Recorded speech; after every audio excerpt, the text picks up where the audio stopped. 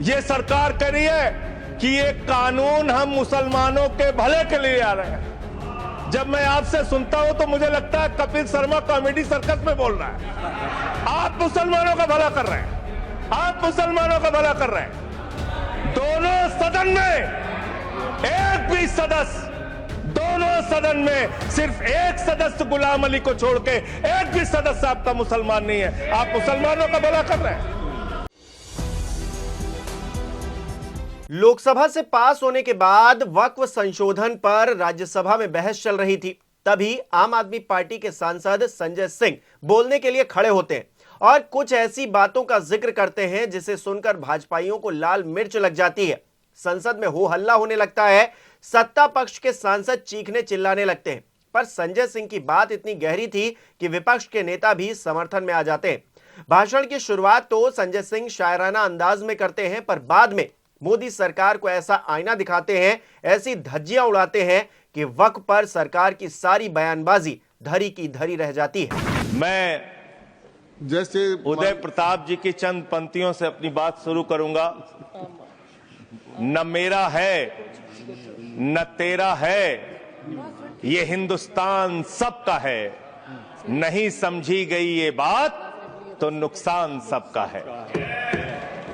न तेरा है न मेरा है, ये हिंदुस्तान सबका है। नहीं समझी गई ये बात तो नुकसान सबका है। जो आकर मिल गई इसमें वो दिखलाई नहीं देती, जो नदियां मिल गई इसमें वो दिखलाई नहीं देती। महासागर बनाने में मगर एहसान सबका है। महासागर बनाने में मगर एहसान सबका है। मान्यवर, हम लोग बचपन से एक शब्द सुनते आए, सरकार माई बाप।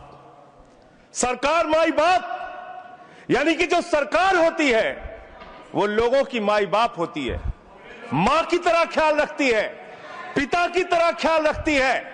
लेकिन अगर कोई सरकार अपने बच्चों को उसका गला घोटने पे उतारू हो जाए तो वो फिर सरकार निष्पक्ष सरकार नहीं है, नहीं है मान्यवर। वो सौतेली मां है, वो सौतेली मां है, उसका व्यवहार सौतेला है।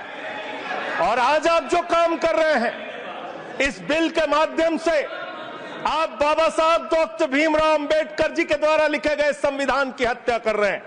और ये बात मैं इसलिए कह रहा हूं कि बाबा साहब डॉक्टर भीमराव अंबेडकर जी ने संविधान की धारा 26 में लिखा, धार्मिक मामलों के प्रबंधन की स्वतंत्रता, धार्मिक एवं धर्मार्थ उद्देश्यों के लिए संस्थाओं की स्थापना एवं रखरखाव करना, धर्म के मामलों में अपने स्वयं के मामलों का प्रबंधन करना, चल एवं अचल संपत्ति का स्वामित्व एवं अधिग्रहण करना तथा ऐसी संपत्ति का कानून के अनुसार प्रशासन करना।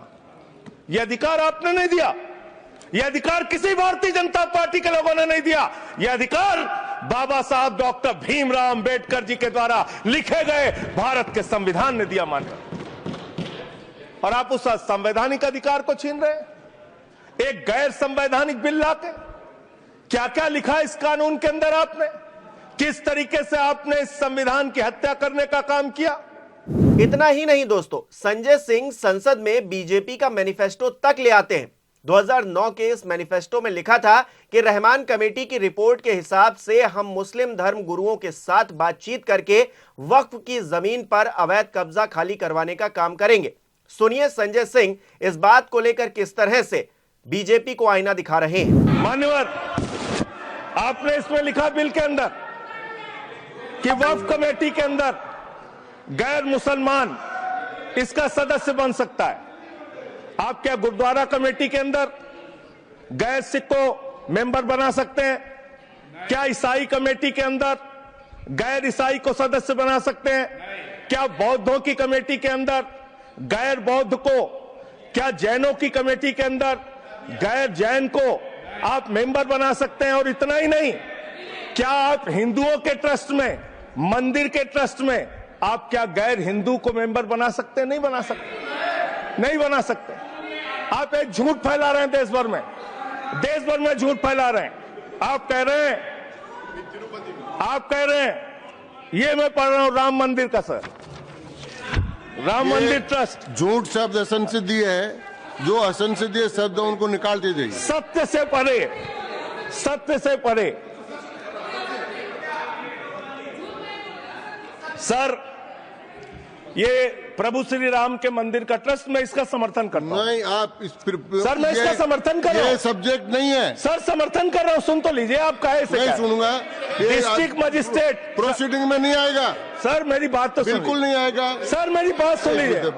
घनश्याम जी प्लीज, चेयरमैन साहब, district magistrate of Ayodhya will be ex officio trustee who will be A practicing Hindu. If the DM is not Hindu, then additional district magistrate will be an ex officio member of the trust. हम इसका समर्थन करते हैं sir. Hindu धर्म के trust में हिंदू को member होना चाहिए, आपने लिखा, हम इसका समर्थन करते हैं। लेकिन आप दूसरे धर्मों के ऊपर कह रहे हैं। कल को आप गुरुद्वारा कमेटियों में कहेंगे सिख नहीं, दूसरे धर्म के लोग इसमें आएंगे। कल को आप जैन कमेटियों में घुसड़ेंगे, बौद्धों की कमेटियों में घुसड़ेंगे। ये बात गलत है, ये पूरी तरीके से गलत है। और आज पूरे देश को आप बताइए, मान्यवर, पूरे देश को आप बताइए, 2009 में आपने अपना घोषणा पत्र जारी किया था, मैनिफेस्टो। ये मैनिफेस्टो आपका लेके आया हूं, ये तो आपका डॉक्यूमेंट है, मेरे घर नहीं बना। इस मैनिफेस्टो में लिखा है इन्होंने कि 2009 के मैनिफेस्टो में लिखा है कि वक्फ की जमीनों पर जो अवैध कब्जे हुए हैं, के.आर. रहमान की कमेटी की रिपोर्ट के हिसाब से हम मुस्लिम धर्म गुरुओं के साथ बातचीत करके उसको खाली कराने का काम करेंगे। कितना दोहरा चरित्र है आपका। आपने कहा वक्फ की जमीनों को खाली कराने का काम करेंगे जिसपे कोई और कब्जा कर रखा है। दोस्तों, संजय सिंह यही नहीं रुकते हैं। उन्होंने भरी सभा में यह तक कह दिया कि बीजेपी की मंशा वक्फ बिल से देश में फसाद और झगड़ा करवाने की है, और इसकी वजह भी संजय सिंह खुद ही संसद में बता रहे हैं। सुनिए क्या कहते हैं वो। आपने कहा सच्चर कमेटी की रिपोर्ट से 12,000 करोड़ की आमदनी की बात कही गई है। अर्ध सत्य मत बोलिए, पूरा सत्य बोला कीजिए।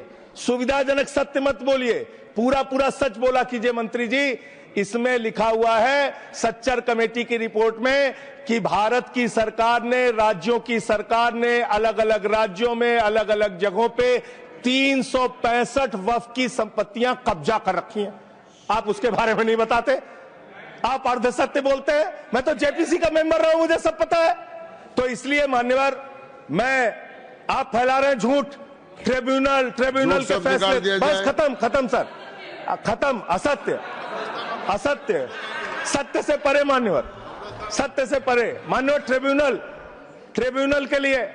ट्रिब्यूनल के लिए आप कह रहे हैं उसको अपील नहीं की जा सकती। हाई कोर्ट का फैसला ट्रिब्यूनल के फैसले के खिलाफ आया है, सुप्रीम कोर्ट का फैसला ट्रिब्यूनल के फैसले के खिलाफ आया है। आपने कहा 5 साल का प्रैक्टिसिंग मुस्लिम होना चाहिए। कैसे प्रैक्टिसिंग मुस्लिम तय करेंगे सर? आप क्या मुसलमानों के घर में सीसीटीवी का कैमरा लगाएंगे? कौन नमाज पढ़ रहा है, कौन नमाज नहीं पढ़ रहा है, कौन मुसलमान है, कौन मुसलमान नहीं है? आपने मान्यवर ऐसे ऐसे प्रावधान इसमें रखे हैं जो बड़े अजीब हैं, जो अपने आप में ये बताते हैं कि आपकी मंशा सिर्फ देश में झगड़ा कराने की है, नफरत फैलाने की है, फसाद कराने की है। आपकी मंशा कहीं भी मुसलमानों का या किसी वर्ग का भला करने की नहीं है और नहीं है। अपने भाषण के दौरान संजय सिंह ने कागज का जिक्र भी किया और बीजेपी को बुरी तरह फंसा दिया। उन्होंने कहा कि मोदी सरकार ने 2020 में सुप्रीम कोर्ट में हलफनामा दिया कि वक्फ की 99% संपत्तियां पोर्टल पर ऑनलाइन हो गई हैं। फिर बीजेपी सरकार संपत्तियों के कागज मांगकर क्या देश में फसाद करवाना चाहती है? मानवर, एक और बात, सुप्रीम कोर्ट के अंदर आप कह रहे हो कागज चाहिए। मंत्री जी ने कहा कागज चाहिए। मंत्री जी, आपको कागज की बहुत जरूरत होती है, कागज आपको चाहिए। आपकी सरकार ने 2020 में, ये पूरे देश को देखना चाहिए, पूरे देश को सर, 2020 में मैं जेपीसी का मेंबर था, ये कागज वहां मिला हमें 2020 में सुप्रीम कोर्ट में। सर, आप, मेरी बात नहीं आ रही सर, मेरी बात नहीं आ रही। 2020 में मान्यवर, इस भारत की सरकार ने, मोदी जी की सरकार ने शपथ पत्र दिया सुप्रीम कोर्ट में। से क्या लिखा हुआ है? 99% वक्फ की संपत्तियां डिजिटाइज हो चुकी हैं। मुख्तार अब्बास नकवी साहब आपके मंत्री थे, उनका बयान है 100% वक्फ की संपत्तियां डिजिटाइज हो चुकी हैं। तो जब आप सारी संपत्तियां डिजिटाइज कर चुके हैं, सब कुछ ऑनलाइन कर चुके हैं वामसी पोर्टल में, सारे कागजात जांच चुके हैं, तो क्या आप फसाद कराने के लिए फिर से कागज मांग रहे हैं? फसाद कराने के लिए आप फसाद कराने के लिए कागज मांग रहे हैं? आप फसाद कराने वाले हिंदू हैं, हम सौहार्द फैलाने वाले हिंदू हैं। यह बुनियादी फर्क है, यह बुनियादी फर्क है। आप देश भर में फसाद, नफरत, लड़ाई, झगड़ा कराने का काम करते हैं।